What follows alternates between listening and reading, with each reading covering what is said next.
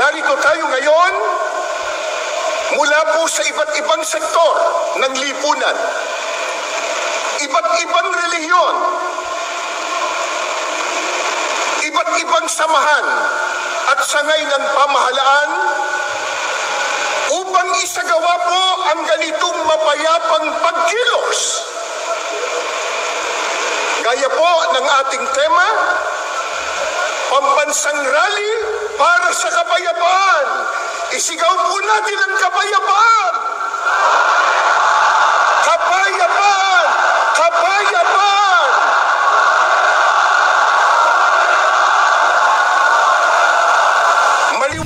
Dahil dito, ang ating mapayapang pagkilos na ito ay wala pong bahid na anumang politika.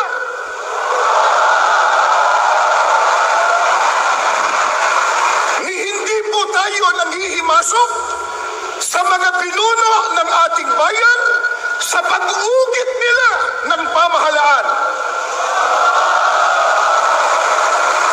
Hindi po natin nais makialam sa pagpapatakbo ng pamahalaan ng ating bansa. Matipon dito kaninang umaga, meron pa po kaming nabasa at narinig, isang politiko nakalulungkot bago pa sumikat, laos na. Nang makita po ang milyong ito, milyong-milyon, na dami lang tao, abay sinabi niya kanina, kahit marami yan, minurya pa rin sila.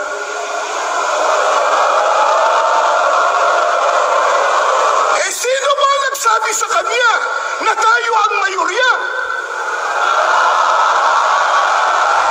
Pero sa dami natin ngayon at sa lakas ng tinig ng mga mamamayang Pilipino, parang tayo na ang nasa mayorya.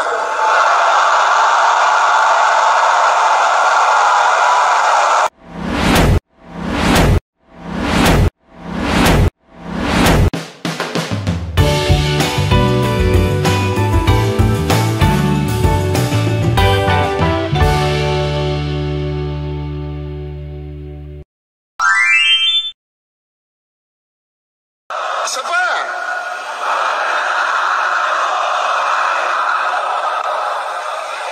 mga mahal po naming kababayan at mga kapatid, sa inyo man po, magandang hapon sa inyong lahat.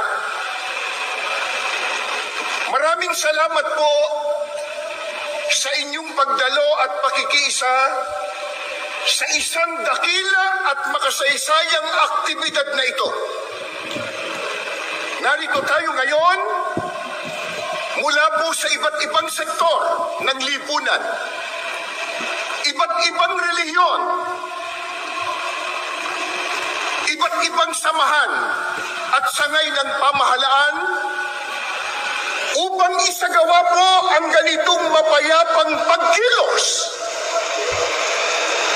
Gaya po ng ating tema, pambansang rally para sa kapayapaan. Isigaw po natin ang kapayapaan! Kapayapaan! Kapayapaan!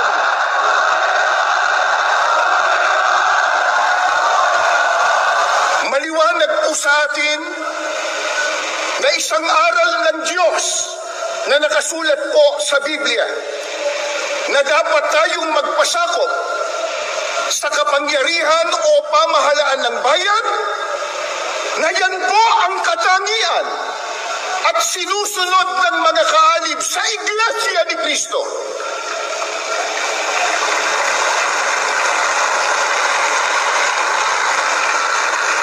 Patuloy din po nating iginagalang at pinaninindiganan ang simulain ng paghihiwalay ng pamahalaan at relihiyon na itinatadhana po ng ating saligang batas. Dahil dito, ang ating mapayapang pagkilos na ito ay wala pong bahid na anumang politika.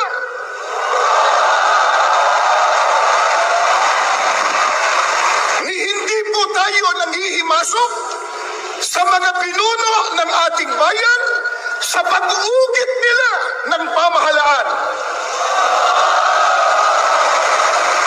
Hindi po natin nais makialam sa pagpapatakbo ng pamahalaan ng ating bansa. Ano po ang nais ng maraming kababayan po natin at ng angaw-angaw na kaanib sa Iglesia ni Cristo narito ngayon? Ang nais po natin, ang maliit na tinig na ngayon ay pinagsasama-sama natin sa ating rally, mapakinggan naman ng pamahalaan.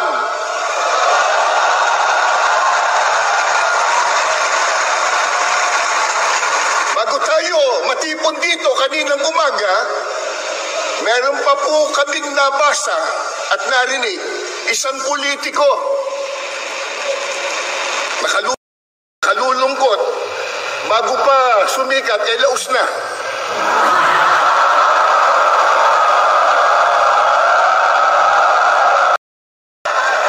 Nang makita po ang milyong ito, milyong-milyon, na dami ng tao, abay sinabi niya kanina, kahit marami yan, minurya pa rin sila.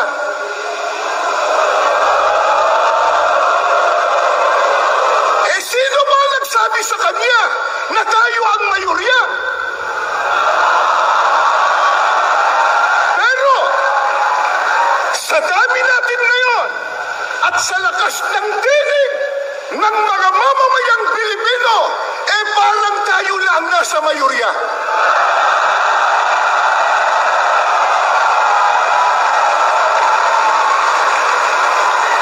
Ang totoo na ito sana ay maunawaan at maintindihan ng marami, lalo na ng mga namumuno sa ating bansa, na itong ginagawa po natin, mga mahal naming kababayan, sa pamumuna ng Iglesia ni Cristo, ay pagtulong natin sa pamahalaan.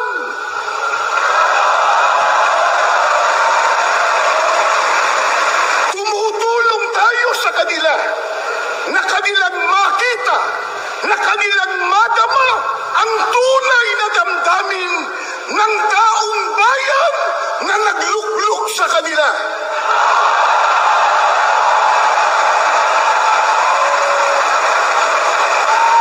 Mula pa kanina, sa mga naunang nagsalita at maging sa mga video presentation, ay ipinakita na po kung gaano katindi at karami ang problemang dinaranas ng ating bansang Pilipinas, na yan po ang dapat na unahin na asikasuhin at bigyan ng solusyon ng mga naluklok sa tungkulin o namumuno sa ating bansa.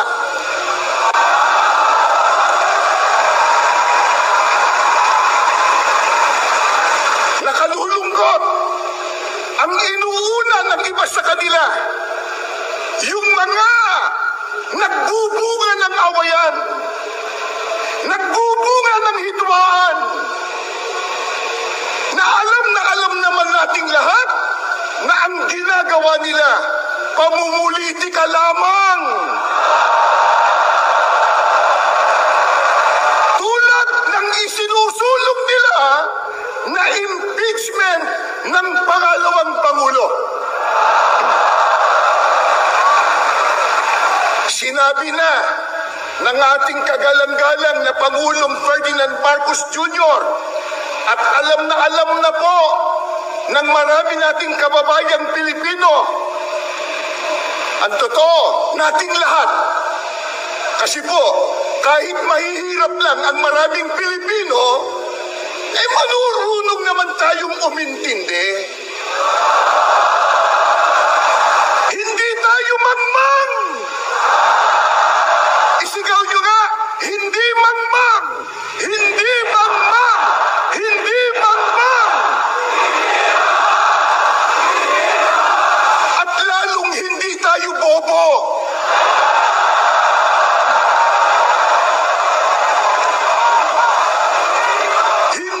Opo!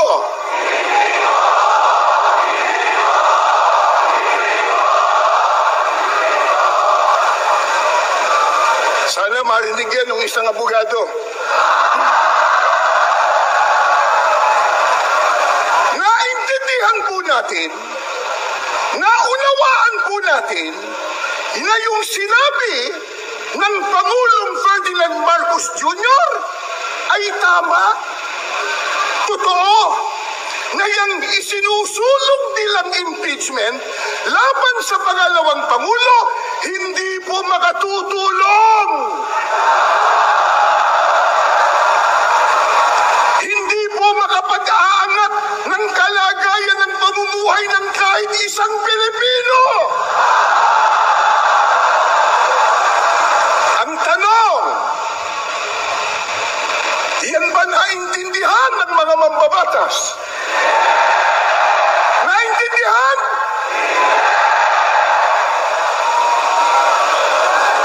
May ginawa silang manifesto raw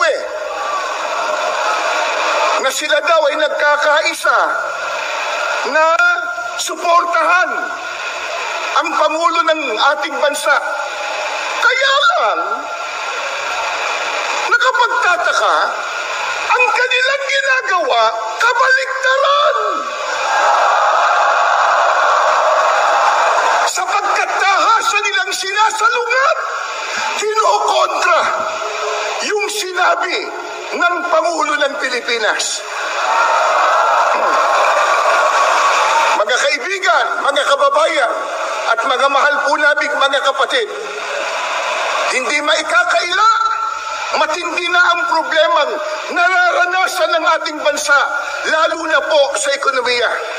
Hindi po ba yan ang dapat talagang unahin at bigyang solusyon, bigyang prioridad ng mga namumuno sa ating bansa?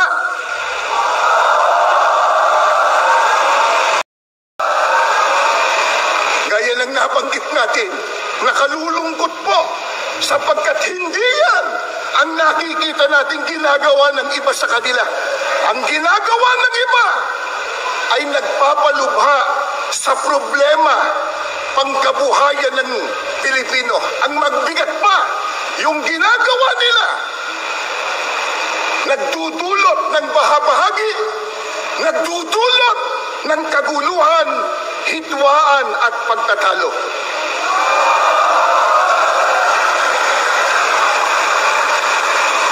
Alam po ng lahat, marami ang naghihikahos. Marami ang walang trabaho. Hindi pwedeng ikailayan. Nasa estadistika po yan. Isang araw lang, kahapon, di ho ba? Inilabas sa isang survey na 63% sa mga Pilipino ang nagsasabi na sila ay mahirap ang pamumuhay. Yan pong estadistika na yan. First, una, sa mahabang panahon, 63% nagsasabi, mga Pilipino, na sila po ay napakahirap ang buhay. Marami po ang salat na salat sa mga pangunahing pangangailangan. Pagkatapos, nakalulungkot pa, hindi matapos-tapos ang mga kalamidad sa ating bansa. Sunod-sunod na mga bagyo, pagbaha, pagputok pa ng bulkan. At nariyan pa po ang mga digmaan at kaguluhan sa iba't ibang panig ng mundo na sa ayaw man po natin at gusto, maaapektuhan tayo. Ito po ang dahilan. Kaya ating kinakatigan ang ipinahayag ng ating Pangulo na hindi tayo sang-ayon sa impeachment ng Vice Presidente. Dahil nakakaabala lamang yan, yung kanyang mga proceedings sa pagbibigay po ng solusyon sa mga problema na ating nararanasan. Sa bagay po, maliwanag ng tinalakay ni Congressman Marcoleta, yung impeachment per se. Hindi naman tayo tutol doon sapagkat itinatadhana talaga yan ng saligang batas. Kaya lang, dapat dumaan sa rule of law. Dapat po ayon sa batas. Hindi ayon sa gusto lang nila. Paano magyayari? Gumagawa ng batas, manlalabag ng batas.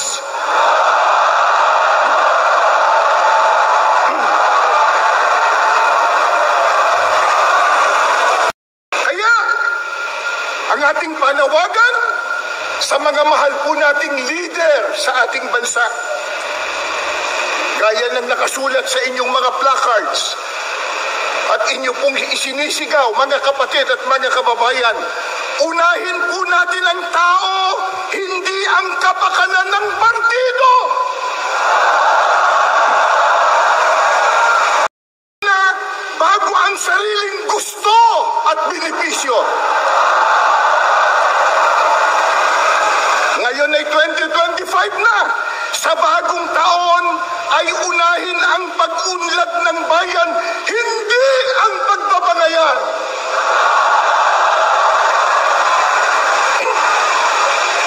Ano ang pinakamimithi at hinahangad ng bawat isang mamamayang Pilipino, ng bawat isang narito? Kaya tayo nagpakapagod, nagpuyat, nagutom ang iba, gumasta kayo ng salapi, gumugol kayo ng panahon. Katakot-takot ang inyong sakripisyo. Bakit? Ano po ba ang pinakahahangad po nating matamo? At paano yun matatamo?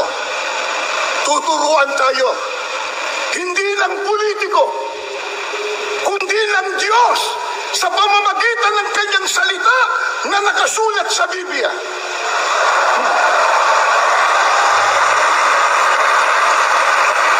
Ano po ang turo ng Biblia para matamo ang pagpapala, ang kabutihan, at ang kaligayahan? Pakinggan nyo, bubuklat po ako ng banal na kasulatan.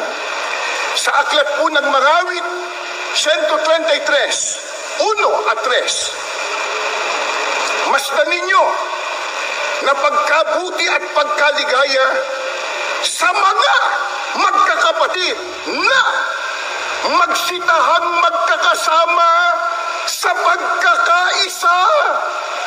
Saan daw po? Gayaan niya ng hamog sa Hermon na tumutulo sa mga bundok ng Sion, sapagkat doon pinarating ng Panginoon ang pagpapala sa makatidbagay, ang buhay na magpakailanman. Ano po ang turo ng Biblia para makamit po natin ang pagpapala, ang kabutihan at kaligayahan? Ang sabi po ng Panginoong Diyos, pagkabuti at pagkaligaya sa makatwid, ito, mabuti sa Diyos. Kung minamasama ito ng ibang mga tao, sa Diyos, mabuti po ito. Ano po ang sabi ng Biblia? Masdan yung pagkabuti at pagkaligaya sa mga magkakapatid na magsitahang magkakasama sa pagkakaisa.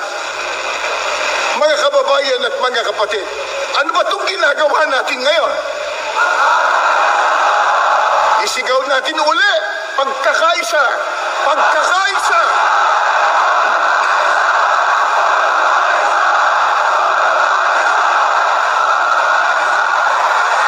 Ano ang katunayan na pagka nagsama-sama at nagkaisa, ito po ay mabuti sa ating Panginoong Diyos? Sapagkat ang sabi pa ng Biblia, doon ipinarating ng Panginoon ang pagpapala. Pagpapalain? Kailan? Pagka nagkaisa. Paano ka pagpapalain kung watak-watak? Paano ka pagpapalain kung may hidwaan? Kung may kampi-kampi? Sa makatwid, yan po ang pinakalundo ng ating rally na ito. pambansang rally para sa kapayapaan, pero magsisimula yan sa pagkakaisa na nais ng ating Panginoon Diyos. Sa bagay, sino ba ayaw na magkaisa? Sino ba ayaw na maging mapayapa? At higit sa lahat, sino ba ayaw ng pagpapala? Lalo't galing sa ating Panginoon Diyos. Pero, paano natin magagawa yun? Magkakaiba tayo ng lingwahe. Ha? Meron tayo ditong mga kapatid. Nakikita ko po Maynila, Rizal, Laguna, San Pablo, iba't ibang dako. Magkakaiba tayo ng lingwahe at dialekto. Magkakaiba ng partido. Magkakaiba pa ng relihiyon at interes. Paano po magagawa yung pagkakaisa? Hindi po mahirap. Itinuro din ng Panginoong Diyos. Nakasulat din po sa Biblia, sa Colosas 3:14. Ito po, higit sa lahat, taglayin ninyo ang pagmamahalan na siyang nagbubuklod sa ganap na pagkakaisa. Paano po mabubuklod sa pagkakaisa? Kailangan pala ang pagmamahalan.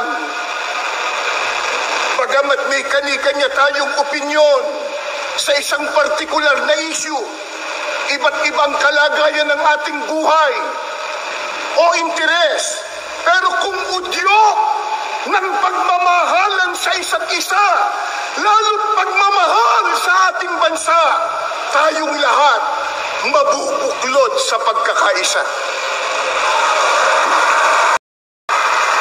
Mga kababayan, mga kapatid, mahalin po natin ang ating kapwa. Mga kababayan, mga kapatid, mahalin po natin ang ating bansa.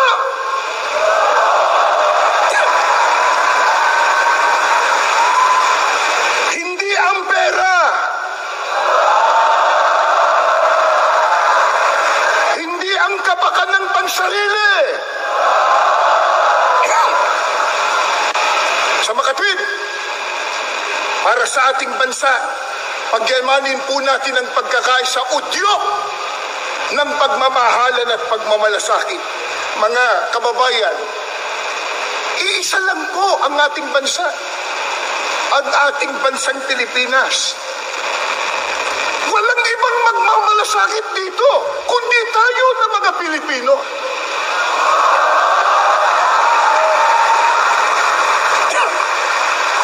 Magkaisa tayong lahat, ipagmalasakit natin ang kapakanan ng sambayanang Pilipino.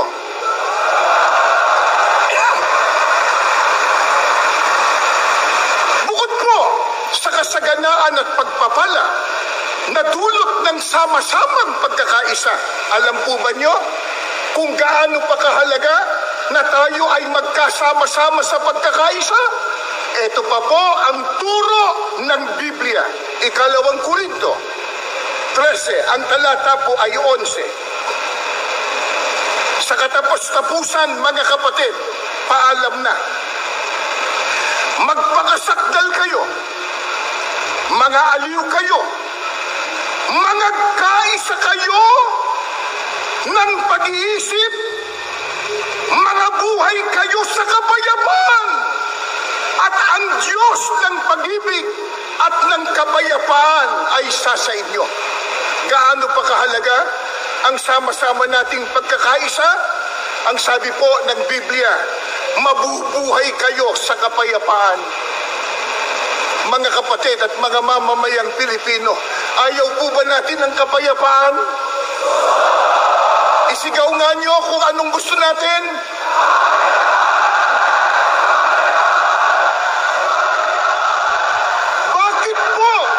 Bakit po natin natitiyak? Matatamo natin ang kapayapaan pagka tayo'y nagkakaisa. Sapagkat sinabi din ni Apostol Pablo, ang Diyos ng pag-ibig at ng kapayapaan ay sa inyo. Sasamahan ng Diyos pag nagkakaisa. Sasamahan po ng Panginoong Diyos yung sama-sama na nagkakaisa para sa mabuting layunin. Paano kung watak-watak? Paano kung hindi magkasundo? Paano kung kampi-kampi? Ayon sa Biblia, sa Diyos ba yun? Tama kayo, pero babasahin ko sa Biblia. Ganito po ang nakasulat. Santiago 3:14 hanggang 16. Ito po. Ngunit, kung kayo'y merong mapapait na paninibugho at pagkakampi-kampi sa inyong puso, huwag niyong ipagmapuri at huwag magsinungaling laban sa katotohanan. Hindi ito ang karunungang bumababa mula sa itaas, kundi ang nauuko sa lupa sa laman sa Diablo.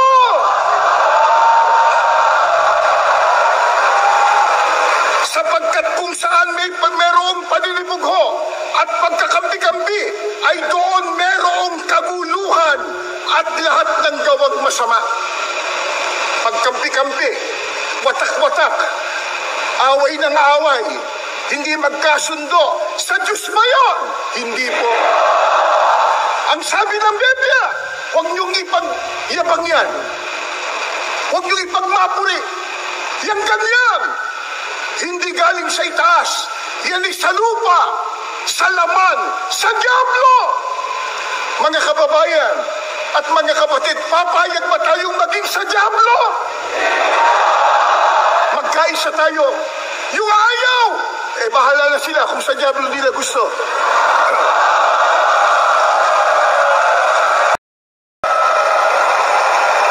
Ano ang sabi pa ni Apostol Santiago? Pagka hindi magkaisa, watak-watak, kampi-kampi, bahagi, ang sabi po ng Biblia, naroon ng kaguluhan. O di ba nagkakagulo sila? At nandoon ang lahat ng gawang masama. Masama ang magagawa nila pagka hindi sila nagkaisa. Totoo naman yun. Kaya lang nabanggit ko sa inyo kanina. Anong sama ang nangyari? Abay mambabatas, naging manlalabag sa batas.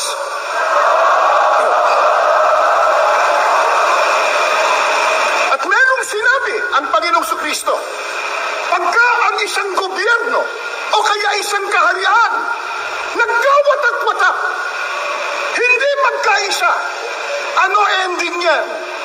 Ano ibubunga niya? Ito po, pag binasa po natin ang nakasulat sa Lucas 11:17, ang sabi ni Kristo, ang bawat kahariang nagkakabahabahagi laban sa kanyang sarili ay magkakawatak-watak.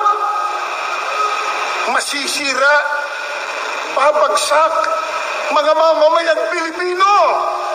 Papayag po ba tayong ang ating bansa'y bumagsak?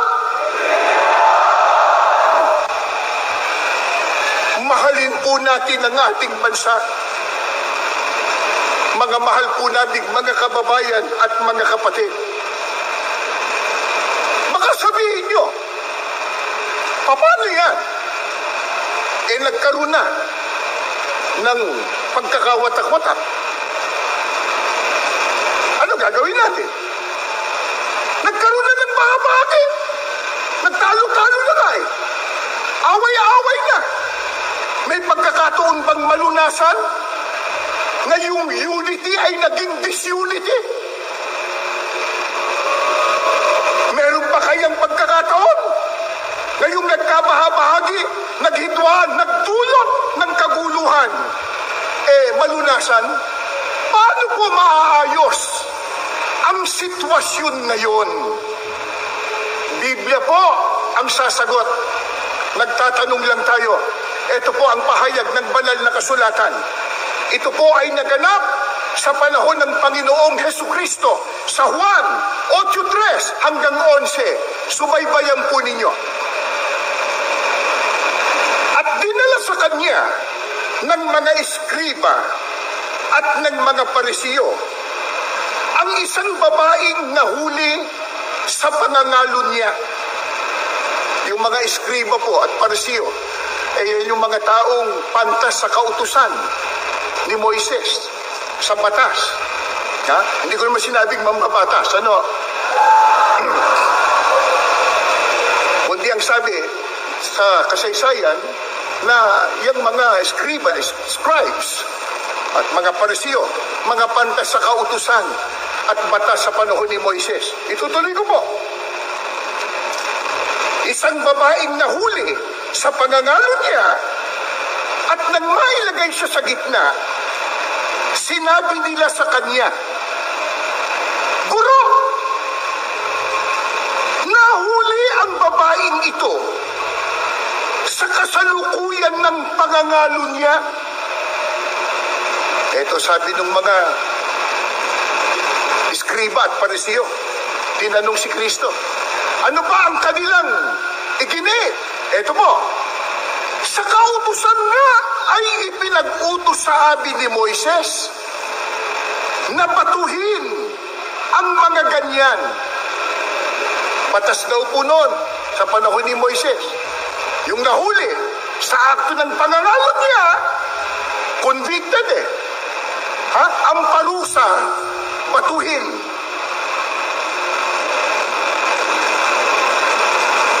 Ano nga ang iyong sabi tungkol sa kanya? Nako, tinatanong ang Panginoon Kristo ng mga eskriba at parisiyo. At ito'y kanyang sinabi. At ito'y kanilang sinabi na siya'y sinusubo upang sa kanya'y may maisumbong sila. Ang nakalulungkot po pala nito, itong mga eskriba at parisiyo, tinatanong si Kristo, hindi para malaman kung ano katotohanan. Masama motibo.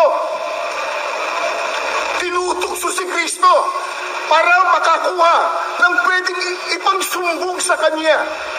Maaaring sa pamahalaan noon, o kaya sa pamahalaan ng relihiyon ng nakararami noon. Sa mga tweet, masama layunin. Ano po ang ginawa ng Panginoon Kristo? Datapat yumuko si Jesus at sumulat ng kanyang daliri sa lupa. Datapat nang sila'y nagpatuloy ng pagtatanong sa kanya, ayaw tumigil ng mga eskriba at parisiyo. Kinukulit ang Panginoon Kristo. Ano masasabi mo dyan? Ito batas sa kautusan ni Moises nahuli yan sa kasalanan. At sa kanya sinabi, ito po sabi ng Panginoon Kristo, datapot nang sila'y nagpatuloy ng pagtatanong sa kanya, ay umunat siya, at sa kanila'y sinabi, ang walang kasalanan sa inyo ay siyang unang bumato sa kanya. At muli siyang yumuko at sumulat ng kanyang daliri sa lupa. At sila, nang ito'y kanilang marinig, nang marinig nila yon, nagsialis na isa-isa. Napahiya. Na nagpasimula sa katanda-tandaan hanggang sa kauli-hulihan at iniwang mag-isa si Jesus at ang babae sa kinaroroonan nito sa gitna. At umunat si Jesus at sa kanya'y sinabi, "Babae, saan sila nangaroroon? Wala bagang taong humatol sa iyo?" At sinabi niya, "Wala sino man, Panginoon." At sinabi ni Jesus, "Ako man, hindi rin hahatol sa iyo. Humayo ka ng iyong lakad. Mula ngayon, huwag ka nang magkasala." Ito po sa panahon mismo ng ating Panginoong Kristo. Yung babae nahuli sa akto ng pangangalo niya. Yung mga tao noon, lalo na yung pantas sa kautusan ni Moises, eskriba at parisiyo, tinanong siya, paano gagawin ngayon niya? Nagkasala. Sa batas, dapat na batuhin niya. Ang sagot ng ating Panginoong Kristo, yunaan niyang walang kasalanan sa inyo. Siyang unang bumato sa kanya. Isipin po ninyo yun. Hindi siya hinatulan ng Panginoong Hesukristo. Hindi siya na-condemn ng ating Panginoong Hesus. At lalong hindi siya kinulong. Pero ang tanong, nagsawalang kibo ba ang ating Panginoong Hesukristo? Hindi na ba siya umimik? Hindi po. Hindi niya kinonsinte ang babae sapagkat sinabi niya, ako man hindi hahatol sa iyo, pero humayo ka ng lakad mo. Mula ngayon, huwag ka nang magkasala. Inakay niya na magbagong. Inakay niya na magbagong.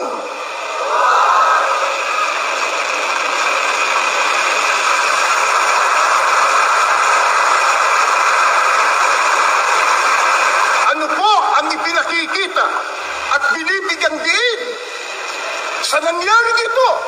Yung kahalagahan ng pagpapatawad at ang pagiging mahabagin at unawain. Yun nahuli sa akto. Di lalo na kung hindi pa naman napapatunayan.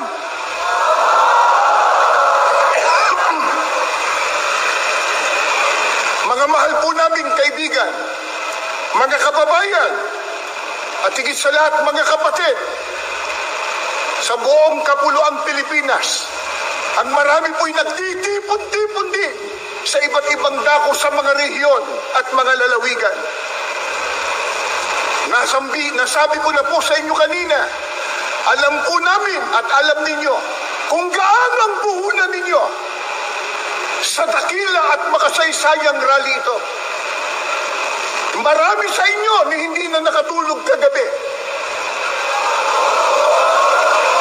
Marami sa inyo ang lalayo ng nilakad.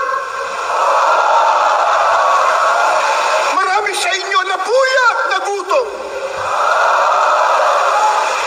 Pero mga kapatid at mga kababayan, ang lahat ng yan ay hindi po sayang. Ang lahat ng yan ay